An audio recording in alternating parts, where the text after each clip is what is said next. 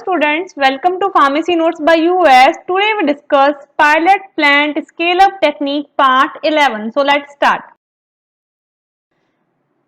तो स्टूडेंट्स अभी तक अपन ने बात कर ली है टैबलेट के लिए। टैबलेट में मैंने आपको जो pilot plant scale up technique है उसके अंदर जो स्पेशल जनरल कंसिडरेशन है फॉर टैबलेट, यानी कि अगर अपन टैबलेट बना रहे हैं और टैबलेट को आपने रिसर्च में लैब स्केल पे डेवलप किया है और फिर उसे आप पायलट प्लांट स्केल पे लेके जा रहे हो, इसलिए कि उससे आपको लार्ज स्केल पे लेके जाना है, तो कौन कौन से पैरामीटर्स आप देखेंगे, कौन कौन सी चीजों में आपको ध्यान रखना है, कौन कौन सी चीजें हैं जो कि ऑप्टिमाइज करनी है एंड कौन कौन सी चीजें हैं जो कि क्रिटिकल फैक्टर के रूप में काम आएगी, वो सारी की सारी चीजें अपने देख ली। बस एक लास्ट पॉइंट बचा है विच इज टैबलेट कोटिंग, यानी कि अपन ने ये देख लिया कि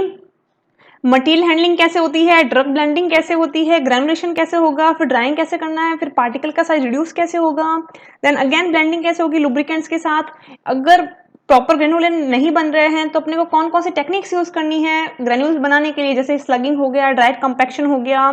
डाइट कंप्रेशन हो गया, ये सब कुछ। अब लास्ट है कि आपकी टैबलेट है जो बनके तैयार है, अब उसके ऊपर करना है कोट। अब कोटिंग किसी भी रीजन से हो सकती है। आपको मैंने बी फार्म फिफ्थ सेमेस्टर के अंदर इंडस्ट्रियल फार्मेसी फर्स्ट के अंदर पूरी डिटेल में बता रखा है टैबलेट्स क्या होती हैं, किस किस तरीके से कोटिंग की जाती है, तो अपन इतना डिटेल में नहीं जाएंगे। बस यहाँ पे पैरामीटर्स कौन कौन से, क्रिटिकल अपने को फीचर्स कौन से ध्यान रखने पड़ेंगे टैबलेट कोटिंग में, उनके बारे में बात करेंगे। So tablet coating which at one time consisted of sugar coating in conventional coating pans has undergone many changes because of new development in coating technologies and changes in safety and environmental regulations। यानी कि इन्होंने ये कह दिया कि भाई सबसे पहले अगर कोटिंग की बात करें तो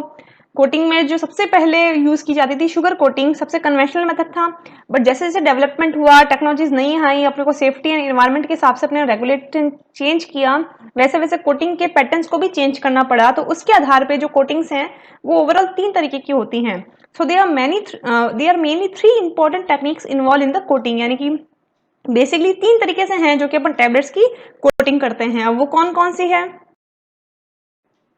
पहले बात करते हैं शुगर कोटिंग। शुगर कोटिंग में जैसे कि मैंने आपको 5th सेमेस्टर में डिटेल में बताया कि शुगर कोटिंग कैसे करते हैं, ये सब कुछ तो डिटेल में मैं नहीं जाऊंगी, उसका मैं जो लिंक है वो नीचे डिस्क्रिप्शन बॉक्स में डाल दूंगी। तो शुगर कोटिंग के अंदर बेसिकली जो आपकी ड्रग है बहुत ही कम क्वांटिटी में थी, तो बल्क इंक्रीज करने के लिए शुगर कोटिंग है जो कि की जाती थी, जिसके अंदर सबसे पहले जो बीच में आपका कोर ड्रग है वो आता, उसके बाद आपका जो टैबलेट कोर है वो सील करते हैं, फिर सब कोटिंग होती है, देन स्मूथनिंग होती है, then colouring, polishing and printing at last. तो जो भी लास्ट में आपकी जो टैबलेट बनती है वो शुगर कोटिंग टैबलेट्स होती है। फिर है फिल्म कोटिंग। फिल्म कोटिंग के अंदर बेसिकली इसलिए ताकि आपकी जो ड्रग है उसको आप किसी ना किसी चीज से प्रोटेक्ट कर सको, जैसे कि वो सपोज किसी ना किसी चीज से लेबाइल है, किसी ना किसी के साथ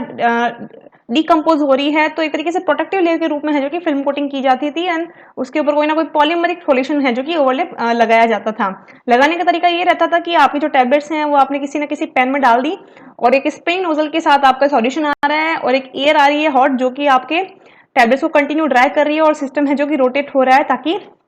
जो आपकी टैबलेट्स हैं वो स्टिक ना हो। तो फिल्म कोटिंग इसलिए की जाती थी। फिर है entry coating.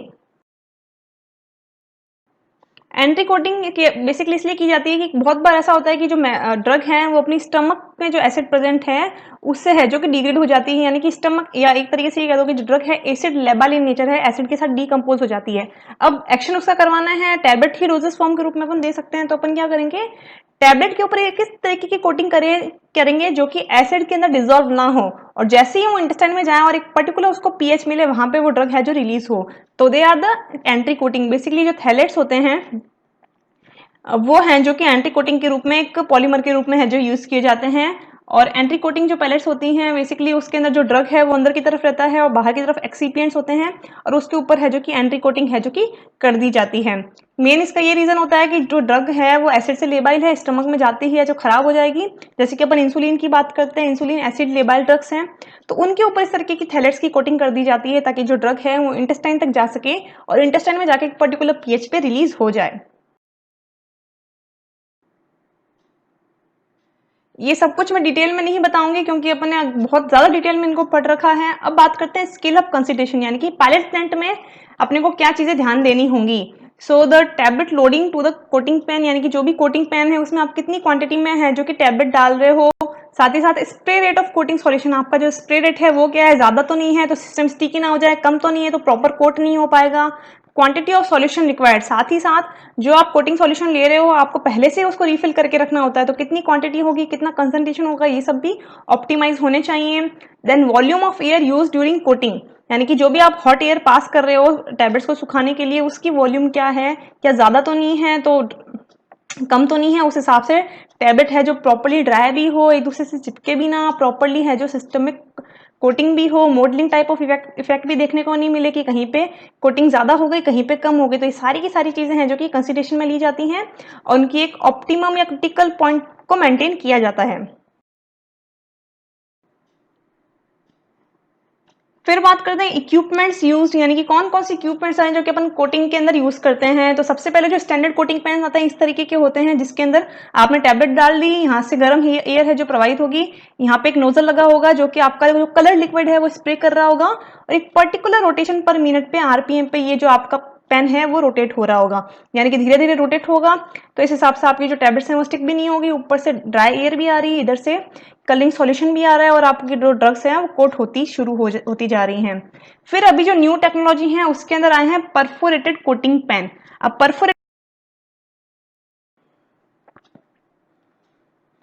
Perforated coating pens की बात करें तो बेसिकली इसके अंदर इस तरीके से परफोरेशन होगा, छेद होते हैं। ये क्या एडवांटेज देंगे, एक तो आपकी टैबलेट स्टिक नहीं होगी, दूसरा इसके अंदर एयर है जो आसपास हो रही है तो टैबलेट्स हैं उसके अंदर एक प्रॉपर्ली अपने को स्पेस मिलेगा, कोटिंग अच्छे से हो पाएगी। और साथ ही साथ जब आप इसको रोटेट करते हो पेन को तो छोटे छोटे टुकड़े हैं जो कि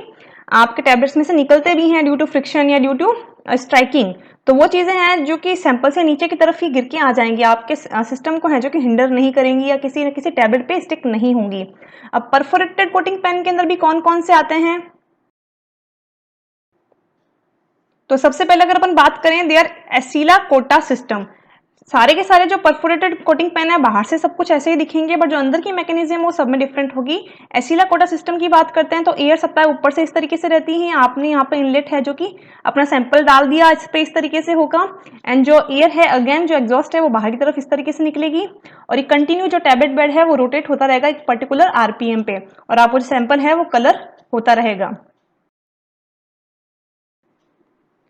फिर बात करते हैं हाई कोटर सिस्टम की। हाई कोटर सिस्टम के अंदर भी इंस्ट्रूमेंट दिखने में सेम होता है बट इनसाइड मैकेनिज्म है विच इज डिफरेंट। इनलेट इस तरीके से होगा, ये थोड़ा बड़ा होता है तो लार्जर क्वांटिटीज के लिए it is very good. Then इस पे इस तरीके से नोजल के अंदर रहेगा, आपकी टैबलेट यहाँ रहेगी, नीचे परफोरेटेड सिस्टम होगा, कंटिन्यू है जो टैबलेट रोटेट होती रहेंगी और जो कलर है इवनली आपके टैबलेट पे है जो कि अप्लाई होता रहेगा। फिर बात करते हैं ड्राई कोटा। ड्राई कोटा में जो मेन डिफरेंस है वो ये है कि जो आपका जो नोजल है यानी कि जहां से आपका सिस्टम स्प्रे हो रहा है वो सिस्टम के सेंटर में लगा होता है एंड जो एग्जॉस्ट रहता है वो भी सेंटर में है, वाइल बाहर बाकी सब में जो है वो आउटलेट की तरफ दे रखा होता है। इस तरीके से आपका यहाँ पे एक पेन रहता है, नीचे यहाँ परफोरेटेड एक प्लेट लगी रहती है, आपकी टैबलेट इस तरीके से रोटेट होती रहेगी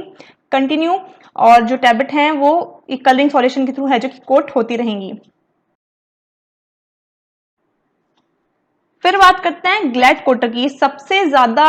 टेक्नोलॉजी में राइट नाउ है, इसके अंदर जो आपकी इंस्ट्रूमेंट है इस तरीके से टैबलेट्स हैं जो अंदर फिल हो जाएंगी और ये रोटेट करेगा और जो आपकी टैबलेट है वो कलरफुल होती शुरू हो जाएंगी।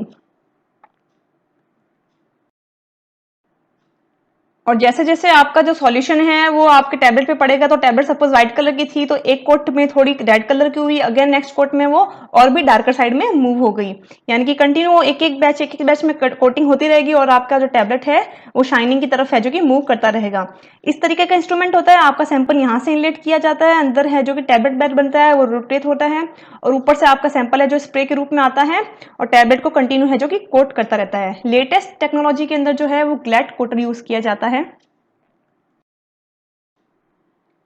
फिर लास्ट है ग्लैड के अंदर ही अगर अपन देखें तो इस तरीके से है जो कि आपकी जो सिस्टम है वो कंटिन्यू मूव करती रहेंगी, साथ ही साथ इस तरीके का इसके अंदर एक बैन भी लगा रहता है जिससे जैसे ही आपका कोट हुआ सिंपल है जो कि बाहर की तरफ आ गया।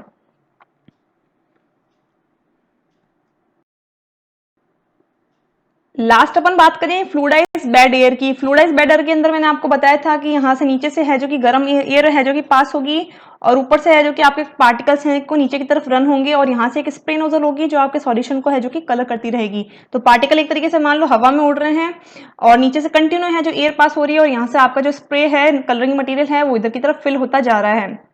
तो सॉल्यूशन है जो 1 बाय 1 है जो कि कोट होता रहेगा। अगर डायग्राम में देख रहे हैं तो जैसे कि नीचे से कंटिन्यू है कि गर्म हवा प्रवाहित हो रही है, इधर से आपके टैबलेट्स आए, टैबलेट आते ही ऊपर से है जो कि कलरिंग सॉल्यूशन है जो पास होगा और टैबलेट है जो डायरेक्टली ड्राई होते हुए बाहर की तरफ निकल जाएंगी।